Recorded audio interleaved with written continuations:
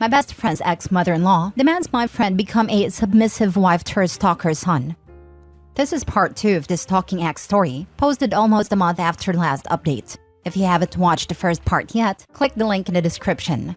Now on to the story. This is an ongoing mess with my female 29 best friend's female 30, ex-male 29, and now her ex-mother-in-law.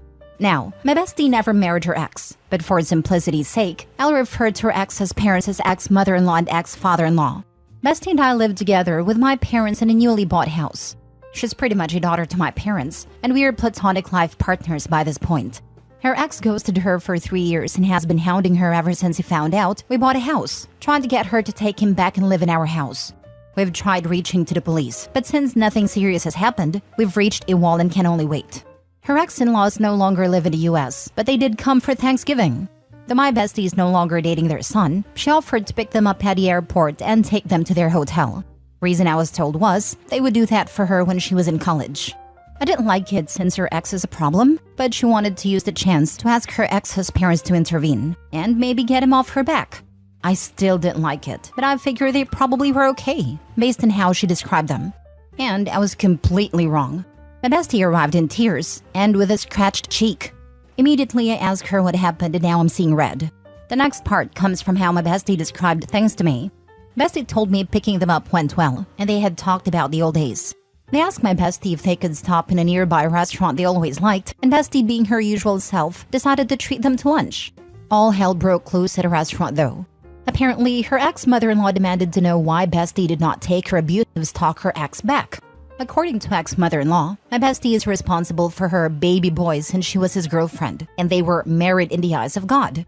To start, they'd never legally marry, and bestie is an atheist. So yeah, bestie tried to defuse the situation, explaining she's moved on with her life after 3 years not knowing where he was. She did try to ask her ex-mother-in-law to convince her son to leave her alone, and that bestie just doesn't want him in her life anymore.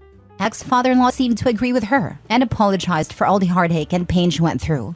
Ex-mother-in-law, however, took over the conversation and began screaming that thanks to my bestie, her son had no life. That apparently, my bestie was responsible for her firstborn not having a wife for children. And the least she could do is take responsibility and become the submissive wife he deserved. Ex-father-in-law tried to pull his wife away, more than likely because they were causing a very public scene.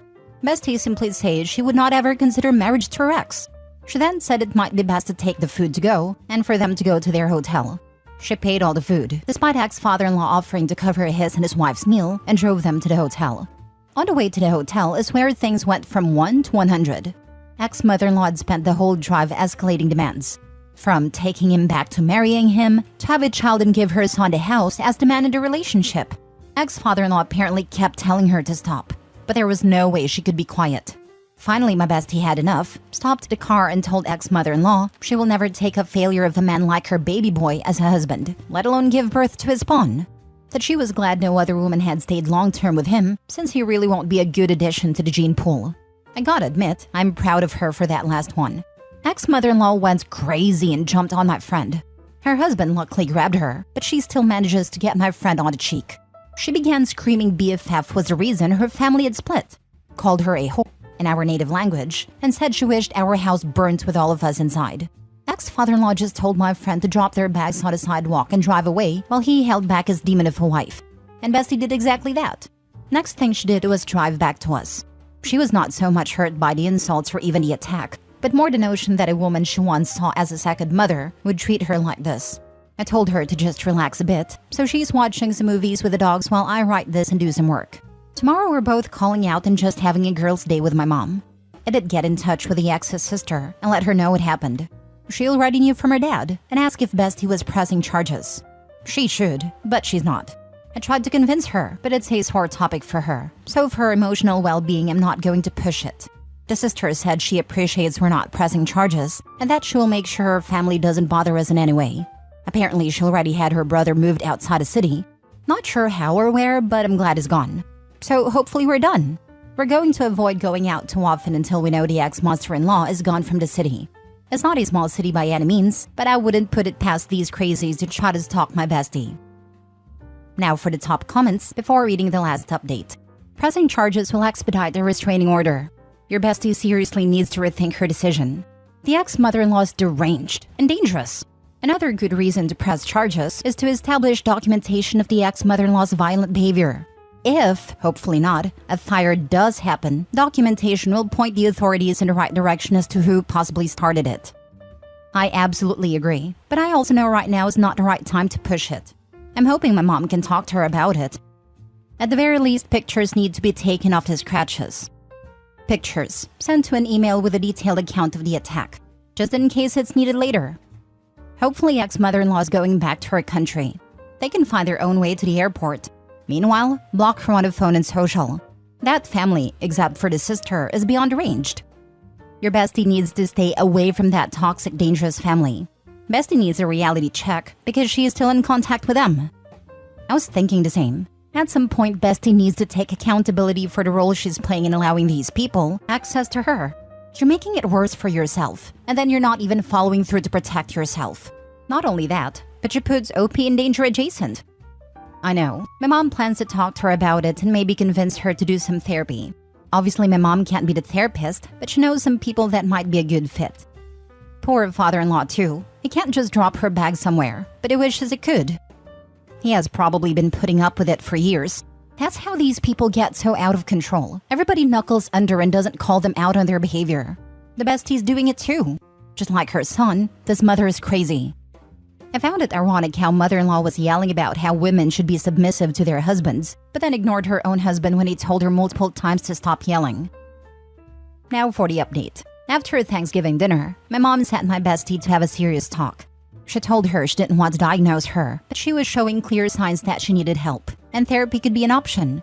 They had a discussion about it, and my friend agreed to seek professional help. Since she lives with my mom, she's not an option, but mom is going to help her find someone. We just came from filing a police report. My friend won't press charges, but we made a paper trail to ensure that it's at least on the record. She apologized for not doing it immediately and for going to meet her ex-in-laws. I told her I understand she's going through a lot of things. We'll see how things go, but she's like a sister to me and I refuse to let her go through it alone. As for people saying I have feelings for her, please stop. Like seriously stop. She's my family and I don't see her in any romantic or sexual way. It's annoying that people assume just because we have a strong friendship, it means I have romantic feelings. Last story. My 39 female husband, 38 male, fathered a child before we were together and I just found out 14 years later. Original post. After 12 years of marriage and 2 children together, I received a Facebook message yesterday from a woman who told me that she has a 15-year-old daughter that my husband has continually denied since her birth. The child was produced from a one-night stand, and afterwards my spouse did everything he could not to see his child. The mother eventually had his parental rights terminated, and she moved away for many years. Fast forward to now, my husband has buried the secret as deeply as possible. On the other hand, his daughter is now having some issues and her mother contacted my mother-in-law in January, imploring him to reach out to his daughter, threatening to tell me if he did not. Apparently, they had a 30-minute FaceTime which he lied about last night until confronted with evidence her mother provided to me. And then he admitted that it was true, and then he blocked the account so she could not contact him again. Her mother claimed she sent the message out of love and concern for her daughter, and I understand that she wants her to have a connection with her biological father. But she blew my entire life up in the process. My husband has lied and lied and lied. He eventually admitted to everything but only went back into a corner. I asked him to leave the house last night so I could clear my head. But the truth is that I can't even look at him right now. I don't think I've ever felt so dumbfounded, hurt, confused, and betrayed all at the same time. My instinct is to call a lawyer to see where I stand, legally and financially, as I'm not sure I can continue this marriage, knowing that I might never feel like I can trust him again. My family thinks I'm being rash because I'm hurting so much, and this is 12-hour-old information. Also, knowing how he abandoned his first child makes me feel disgusted. Last night, he spoke about her as a mistake and a dark secret. He was never going to tell us about her existence because he was embarrassed. Regardless of what happened between he and I, there is a teenager out there who shares 25% of her genetic material with my beautiful children. I don't want that child, who did not ask to be born into such a messy situation, to be separated from her family forever. Even if he does not want to see her, I'd like my kids to eventually know their half-sister, because she deserves to be loved and supported, even if her father cannot. So now I'm left with options and questions, and I don't know how to proceed. Do I start the process to end my marriage, or do I try to keep my family together? When do we tell our small children about her half-sister? Anyone who has experienced this, all advice is welcome. Now for the top advice before reading the update. You are extending so much grace towards that child and I applaud you. Bottom line is, you will never trust him again. To keep such a secret for as long as he did is reprehensible. We had a great partnership before this. I'm devastated. But I don't want to continue a marriage that was based on lies. I completely understand. This is beyond a lie. This is a child's life. Your life is now forever changed. Why did he say he kept this from you? He said he was embarrassed. Since his parental rights had been terminated so many years ago, it felt like she didn't exist. He kept insisting that she was not his child, just a mistake that he made as a dumb kid. There's more backstory that will make him look even worse, but it's irrelevant at this point, just there to further add insult to his character. It seems like he just makes it worse and worse. Felt like she didn't exist? A mistake? She's a human being and shares 50% of his DNA. I can appreciate that he was stupid at 23, but my gosh. Every statement like these would make me even more disappointed in him as a human being. I feel all of this. I've been with my husband 10 years. If I found out something similar and he acted the way your husband did, I don't think I could ever trust him again. To hold on to such a big secret, to sneak around about it, then to lie when confronted? That's a lot. To top it all off, your mother-in-law knew. I know other Redditors are saying it's about how he has treated you and your children over the last 14 years, but to me it would all feel like a lie. Everyone in this situation needs counseling. I would definitely work on introducing children who share 50% of their DNA. If this child is struggling, knowing her siblings might help. It might also hurt. My mom was abandoned and her father raised other kids. She asked him once why, and he said he wasn't ready to be a father. That only made her pain worse, because why was he ready with them and never came back for her? Everyone involved needs serious counseling, and handle your feelings with your husband in the most honest way you can. Don't try to minimize things because of the idea of what your marriage is supposed to be or what others think you should do. I'm so sorry. He told me that he wasn't ready to be a father at 23 multiple times last night. Is that the best thing he did for her was to terminate his rights? Update. I had a request to post an update, and interestingly enough, I saw a message today that he actually posted in the divorce subreddit after this all happened, but he deleted it, and it was full of half-truths. This is what's been going on, and I will answer some of your questions. The mother, Carrie, of this child, Danny, has been in contact with us both since this happened. She says that the reason they told me after all these years was because Danny wanted to be involved in the lives of her two half-sisters, my bio children.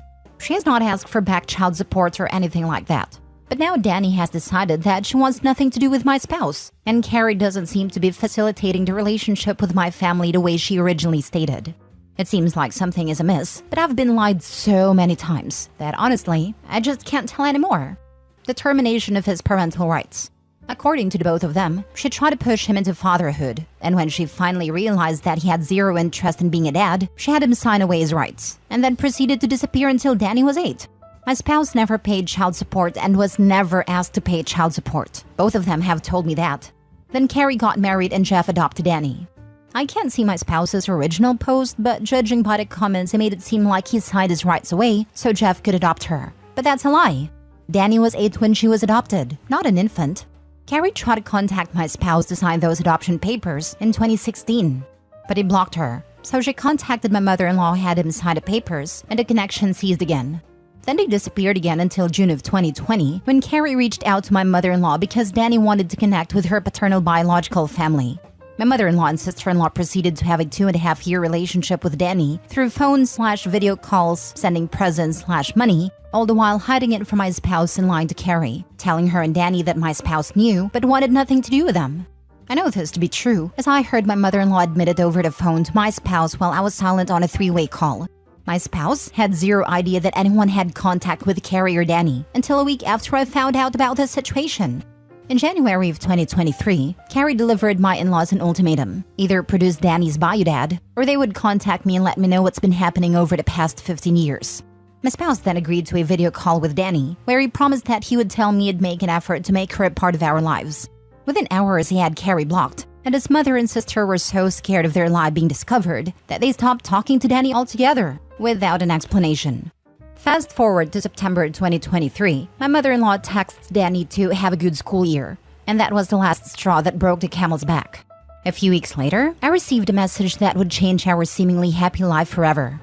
Presently, he has cut off his family completely. Carrie has also cut off all communication with his mother and sister. They're toxic, and it is the right decision for now.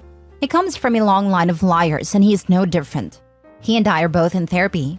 Marriage counseling starting next week. I'm having good days and bad, as expected. My oldest child will be starting private therapy as well. We haven't told her about Danny, but I don't feel right about keeping the secret. And I know both of my kids have been suffering from the fighting and disruption to their normally quiet lives. I've been trying to put my pieces back together, but I'm still very shattered. I'm journaling out my feelings, but anger is present a lot. I don't know if I can ever trust him again. I don't know if I can ever trust anybody again. But I'm working on it with a lot of help from my parents, friends, and therapists. How do I build trust again with the father of my children, even if it's just as co-parents? How do you build trust? You don't. You have some self-worth and get you and your kids out of that up situation. This comment made me feel terrible. I actually have a lot of self-worth. I know that I'm a good person, and both myself and my family deserve better than this. Trust is a really important thing for me and anyone who has a heart, even if I just need to build enough to feel comfortable leaving the kids with him alone in his new place.